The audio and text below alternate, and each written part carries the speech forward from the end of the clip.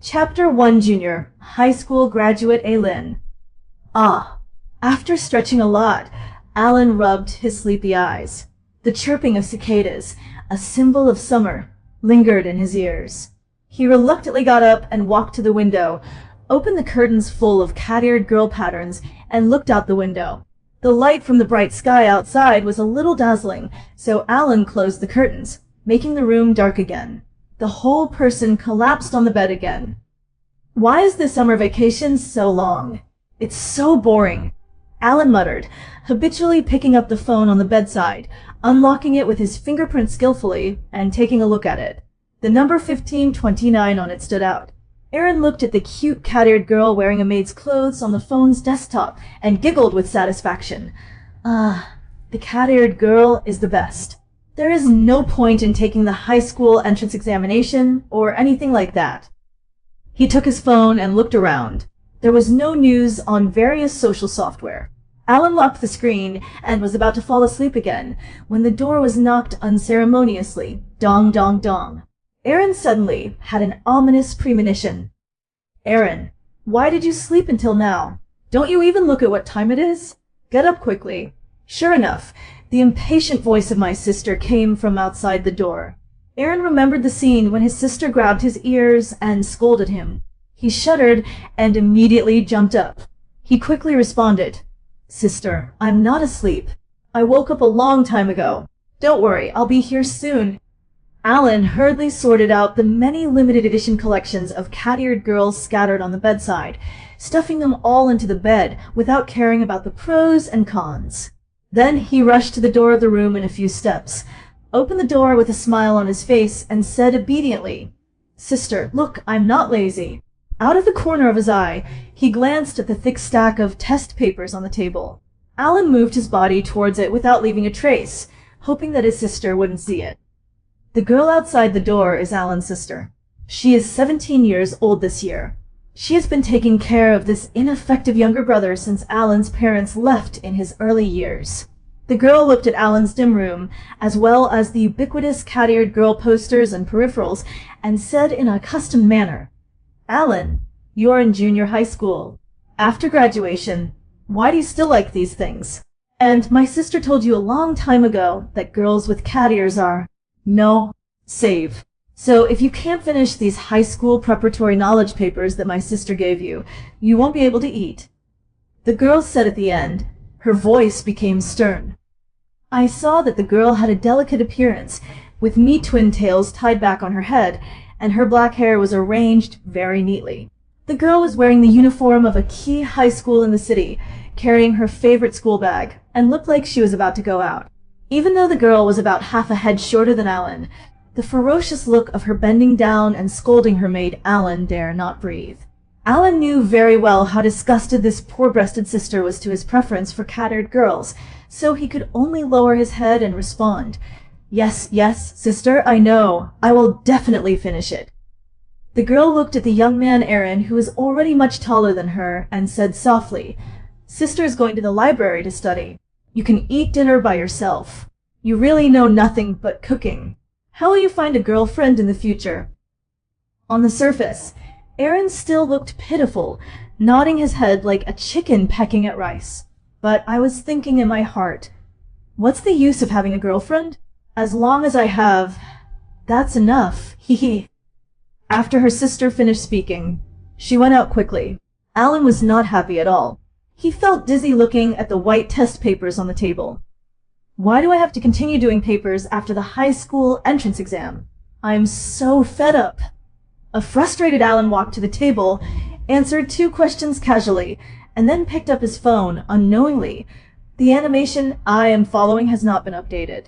Hey, summer vacation is really boring. He picked up a picture book that he had read countless times, and read it with gusto, unaware of the passage of time. Goo. After an unknown amount of time, Alan's stomach growled unsatisfactorily. He picked up his phone and saw that it was already dinner time. Closing the picture album in front of him, Aaron looked at the test paper in front of him and thought, Well, I have done 2 questions. Not bad, not bad. I'm hungry. Let's do it after eating. Anyway, the deadline is tomorrow. Thinking of this, Aaron felt much better. He walked out of the room, passed through the spacious living room, and walked into the huge kitchen of his home. Besides my room, the most familiar place is indeed here. Aaron recalled that the first time he wanted to learn to cook was because his sister served the most terrifying dark dishes in the world from here. Since then, Aaron has been responsible for everything related to food. There were not many things in the refrigerator, so Alan fried 2 side dishes at will. The good craftsmanship made the 2 ordinary side dishes full of flavor. Served with fragrant white rice, Alan was full quickly. By the time he finished clearing the tableware, it was already 7 o'clock in the evening. Aaron stretched, returned to the room, and looked in the mirror. The boy in the mirror was almost 1.72 meters tall, with black hair that perfectly inherited his mother's dark and supple genes. His slightly thin body is pretty passable, but as for his appearance, he is of course the most handsome in the world. Pushing up the square glasses that he only wore when studying, he made a P shape at himself in the mirror. Alan walked to the table with satisfaction, picked up a pen, and prepared to do the questions. At this moment, out of the corner of his eye, he caught sight of the admission letter that had not been opened since he received it. Hongja High School? The name seems ordinary, but I didn't take the exam seriously. If my parents' wish before they left was that my sister and I would graduate successfully, the wealth they left behind would be enough for us to live for a few lifetimes without doing anything. Alas, it doesn't matter, after all. It was their wish, so we still have to go to school. After complaining in his heart, Alan opened the admission notice. There was only a folded piece of paper inside. The moment Aaron took out the paper, he seemed to see a ray of light streaking across the edge of the paper. There is a very strange and mysterious pattern on the paper, a line of strange words that cannot be understood at all, and a mysterious-looking name, Teacher Wu. What kind of admission notice is this? Whose second boy sent it to the wrong one? Alan picked up the envelope with a confused look on his face and checked his name on the envelope again, making sure that it was the admission notice sent to him. I looked back and forth several times in confusion, but came up with nothing. What is this teacher thinking? Didn't you leave any contact information? Q? Phone number? Why don't you have anything? How can I report for work the day after tomorrow? Alan frowned, realizing the seriousness of the problem. It seemed that he could only find it by himself when school started the day after tomorrow. What bad luck! He threw the envelope and paper aside casually and began to fight with the test paper. After a while, my sister came back. Hearing the familiar sound of the door closing upstairs, Alan knew that her sister had started studying again. Ever since my parents left, my sister has been studying like an obsessive. She has been number 1 in the city since elementary school, and she is still the same now. Although that was my parents' wish, my sister seems to have regarded it as her destiny. Alas. Alan sighed, walked out of the room, went to the kitchen to silently make an egg fried rice, and knocked on his sister's door with it. Sister, you haven't eaten yet. I left the egg fried rice at the door. You can get it yourself when you are hungry. As usual, Alin put down the egg fried rice and turned around to walk back to the room. But today... Click. The door opened. Alan turned around and saw his sister standing there with her head lowered and saying nothing. She frowned and said, Sister, what's wrong with you? Did you take the exam again? Didn't you rank first in the city in the last exam? Sister said nothing, walked up to Alin and hugged him. The soft touch startled Aaron. He subconsciously felt something was wrong and looked down at his sister's face. There were 2 lines of tears on my sister's face, and she choked with sobs. Alan, do you think Mom and Dad will come back? Why did they leave in such a hurry and leave us 2 siblings behind? You also know how envious we are every time we see other classmates' parents coming to pick them up after school over the years. But we... Aaron breathed out. It turned out that her sister just missed her parents.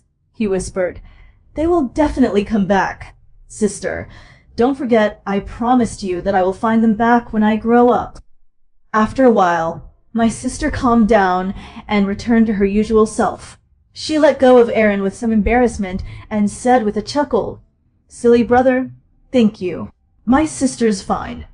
Picking up the still warm egg fried rice on the side, her sister returned to the room. Aaron closed the door gently, turned around, and returned to his room. Where did my parents go? Alin thought as he looked out the window. Alan shook his head and decided not to think about his parents anymore. He took off his pajamas that were a little wet on his chest and threw them into the washing machine. He put on a clean t-shirt and continued to work on the questions. Before I knew it, the moonlight was dim outside the window. Feeling a little sleepy, Alan yawned, put down the pen in his hand, and prepared to rest. After washing, he turned off the light, returned to the comfortable bed, carefully put away a few limited edition albums, and fell asleep quickly. The bright moonlight on a summer night shines on the peaceful city.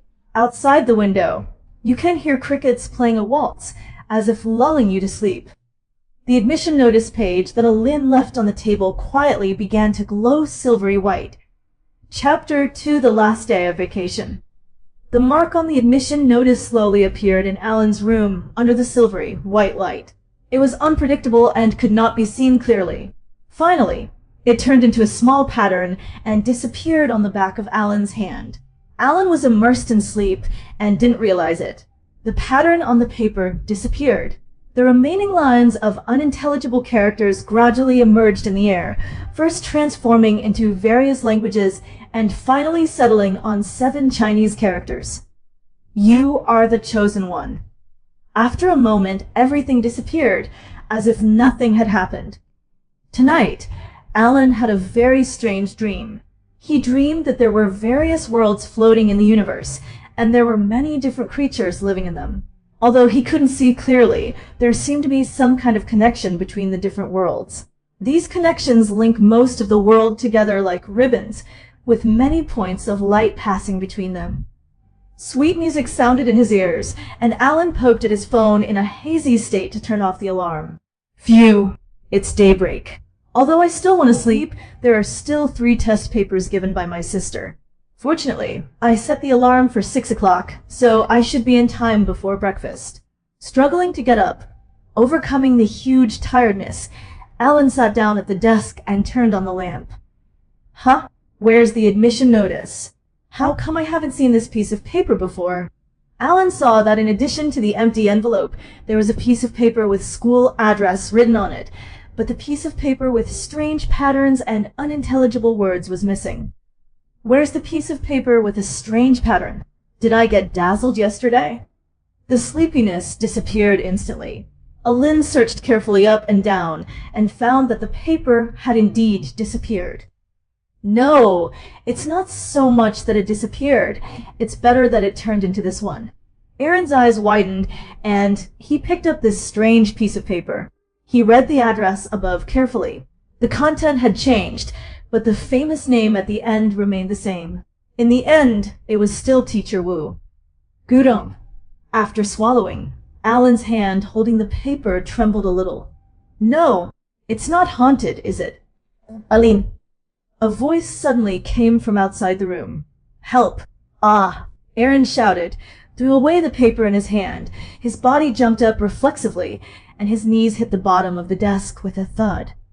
Are you having another nightmare? I'm just here to wake you up. Are you okay, Alan? My sister's worried voice continued to come from outside the room. Ah! It hurts. It hurts. It turns out to be my sister. I'm fine. Aaron responded, covering his knees. Well, it's okay. My sister's going out. Come back to check your homework in the evening and work hard. The words became quieter and quieter, and finally Alan heard the sound of her sister closing the door. Wait. Sister. It's haunted, Alan shouted. But my sister has already walked out of the house. Aaron had no choice but to sit on the bed and cover his aching knees. When the pain subsided, Aaron took a deep breath, carefully picked up the piece of paper, and looked again at the front with the school address and the blank back. Maybe I was too tired from doing the questions. Maybe I had a hallucination yesterday. After calming down, Alan thought about it and thought that he had hallucinated from doing too many questions. After looking at the pile of completed test papers beside him, he confirmed this idea. Oh, what a fuss. Shaking his head, Alan put the paper back into the envelope and put it into his school bag. Today is the last day of the holiday. Let's go out for a walk. After finishing the test paper, Alan had breakfast, toast and milk, and then decided on today's itinerary. Picking up the phone, he saw this line written on the memo. The 7th issue of Catch-On Go Go Go album has a limited release date. Time. Oh. I almost forgot. Today is the day when the last volume is released. There is still half an hour before the limited edition is released. Oops, it's almost too late. Alan suddenly became excited and had no time to put away the tableware. He changed into cool clothes at lightning speed, grabbed a sun hat, and rushed out of the door. The temperature in City A in summer is quite comfortable, and people wearing short-sleeve shorts can be seen everywhere. People living here can see the beach and see not far from the city. If it is a normal weekend, buying a large cup of ice cream and walking on the beach is also a good summer enjoyment. But today, Aaron didn't care about this. After leaving his villa, he ran all the way down the street, running towards the Animation Street a few blocks away from here, waving his hands at the passing cars. Finally, the owner of a black off-road vehicle saw Aaron wearing a Maojiang limited edition t-shirt and stopped beside him. The uncle who owned the car had a beard and a pair of exaggerated sunglasses. Hanging under the rear-view mirror of the car was a keychain of Catch-On Go Go Go. He looked at Alan's panting look and smiled and said, "Young man, look at you wearing limited edition short sleeves and looking so eager. Do you want to go to the Animation Street too? It happens that my son and I are going too. Do you want to ride?" Alan said in surprise, "Thank you, Uncle. It turns out we are my colleagues. Sorry to trouble you."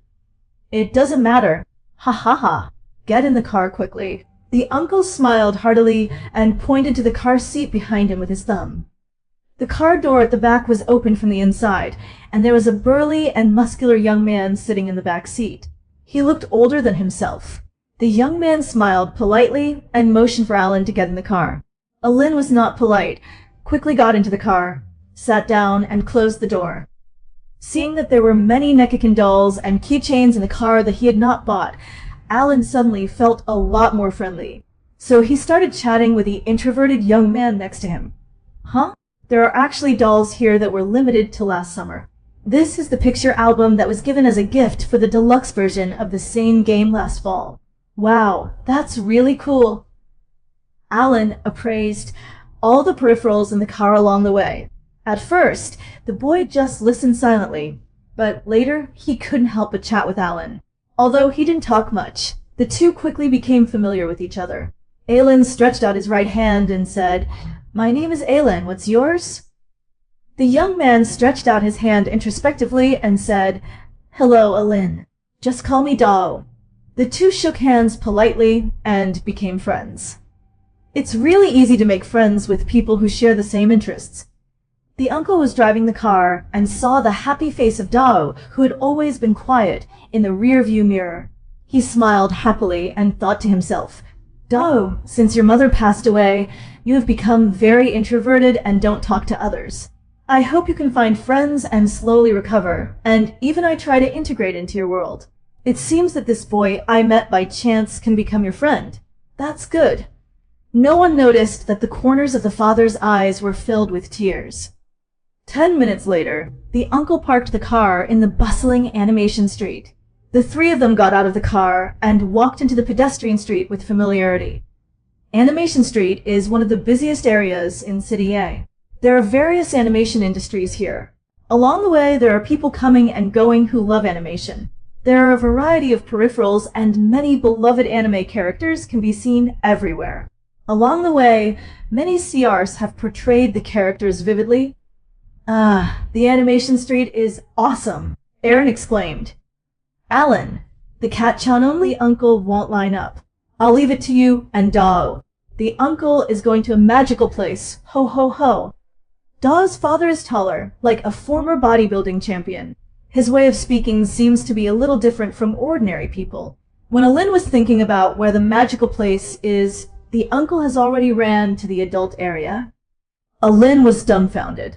After a moment of shame, he called Daiwu behind him, and the two of them ran all the way to the sales office of the Cat Sauce area. At this time, The queue of people was already neatly waiting for the sale in front of the store. Everyone's faces looked happy and expectant. It's just that Daigo didn't seem to like the lively scene. He stood in the team without saying a word. His skin was a little dark, and he looked extremely eye-catching as he was a head taller than the average height.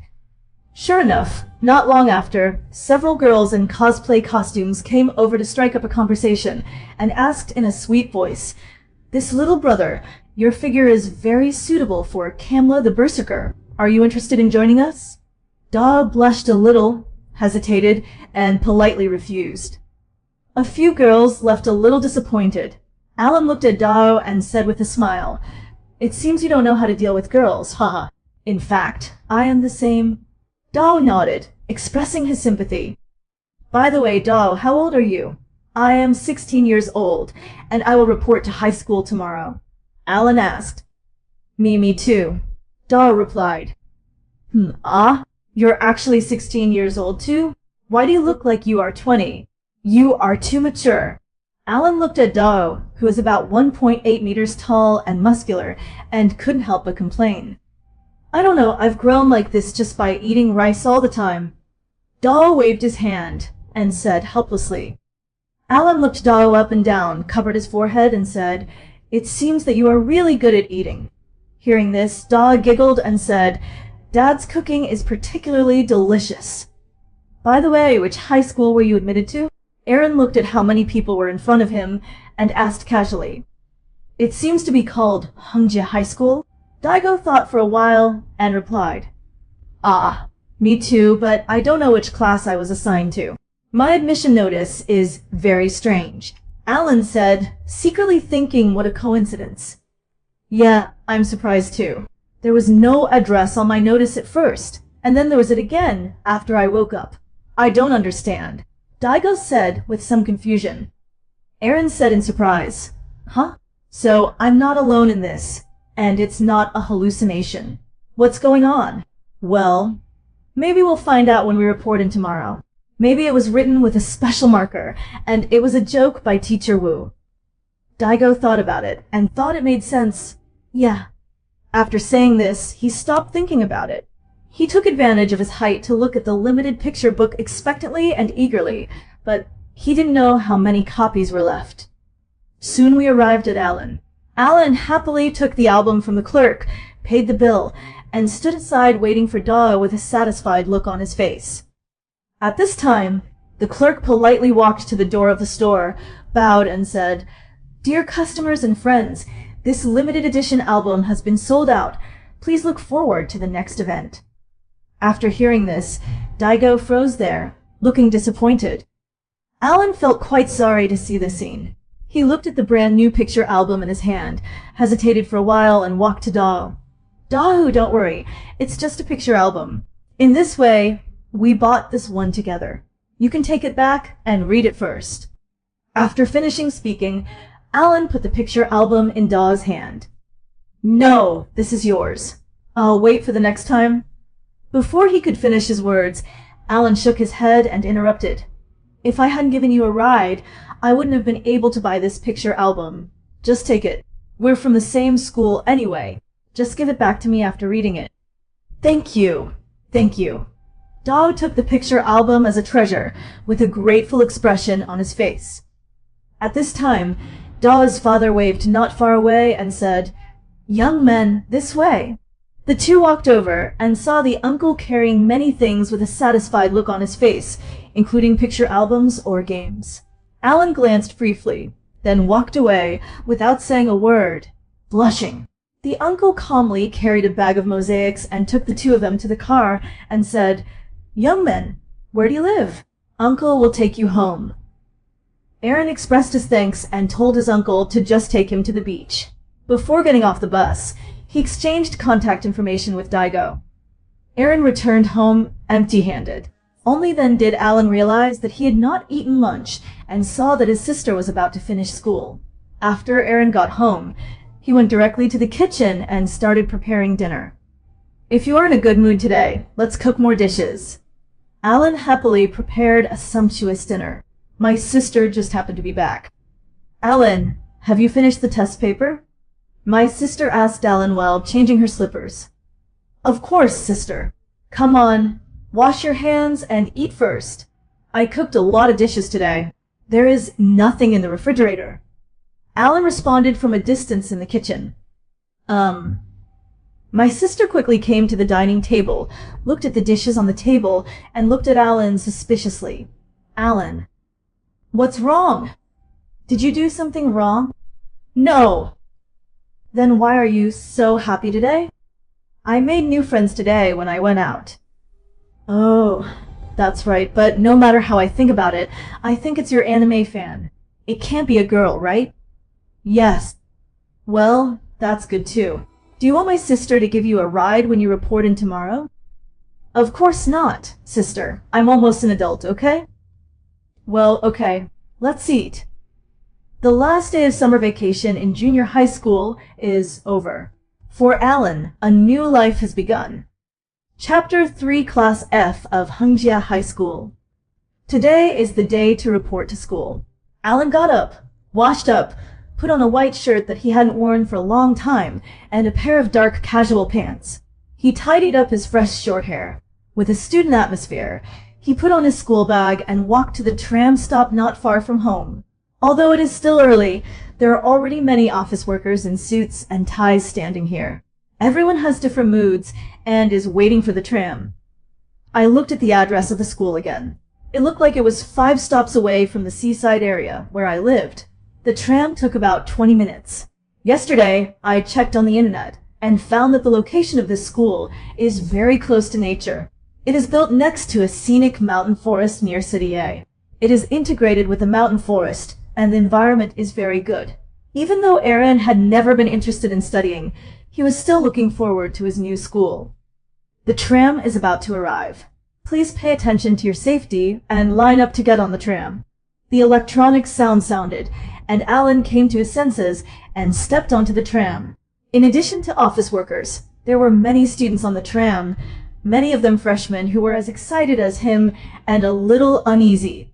Alan sat on his seat, put on his headphones, and watched the anime that had just been updated this morning. 20 minutes passed quickly. The ending song of the anime had just ended, and the train had arrived at its destination.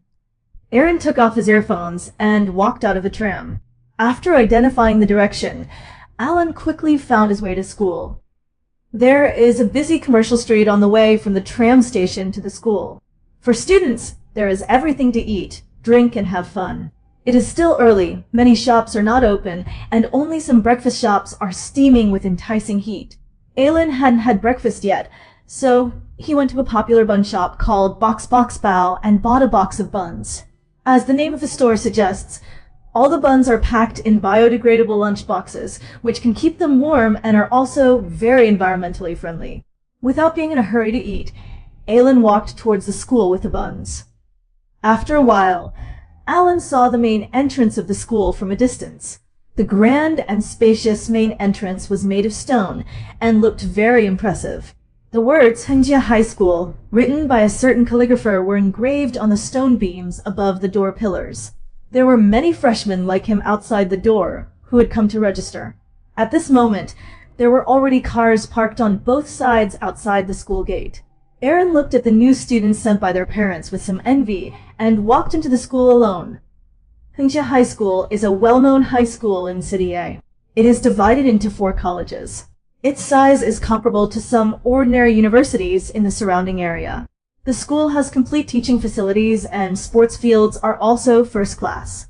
However, Hengjia High School has a very wide enrollment coverage and uneven student levels, so its ranking has been hovering in the middle. As for the tuition fees, Aaron, who had no interest in money, thought of the black bank card left by his father in his pocket with an amount that seemed to be endless, and then ignored it. The school environment is indeed very good. The green-shaded paths are particularly cool to walk on. Various plants are intertwined with the school building. Students and small animals get along harmoniously, making this school full of vitality. Aaron thought to himself, I quite like it here. It seems that high school life will not be boring in the future. At least you can feed the animals. The college he reported to was not far away. Because it was still early, Alan walked around and got familiar with the campus environment before entering the teaching building.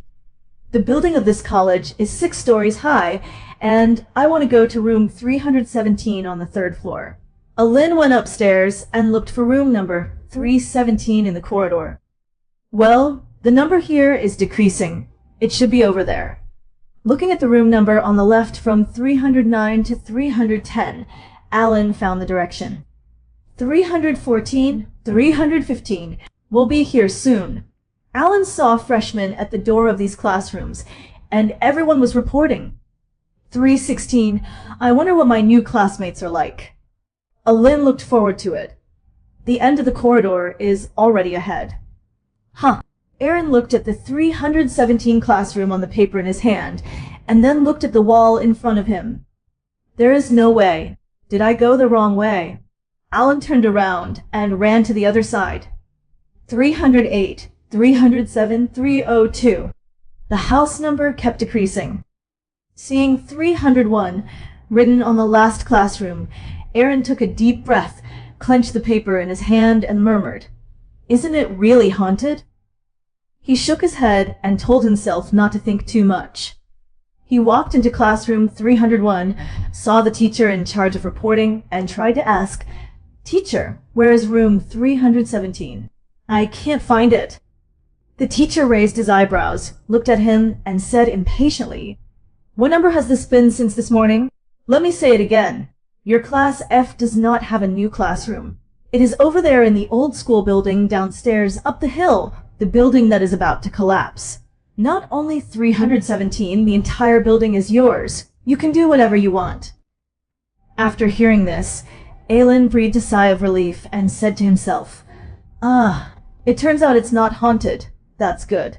It seems I'm overthinking it, but there seems to be something wrong with this attitude. Why don't we have a new classroom?"